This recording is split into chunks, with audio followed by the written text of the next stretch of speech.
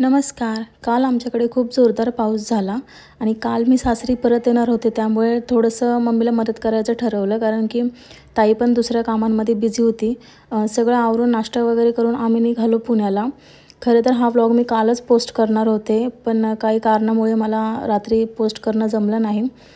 तर असो, जाता जाता आम्हाला खूप सारं ट्रॅफिक लागलं, पण निसर्गाचा आनंद घेत आम्ही आमच्या लोकेशनपर्यंत पोचलो. आम्ही पुण्यामध्ये गेलो होतो एशियन आय हॉस्पिटलमध्ये डोळे चेक करण्यासाठी.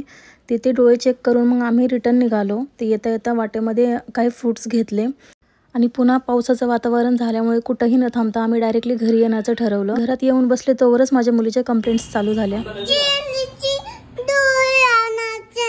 नाही भेटले तिथे जेलीचे डोळे.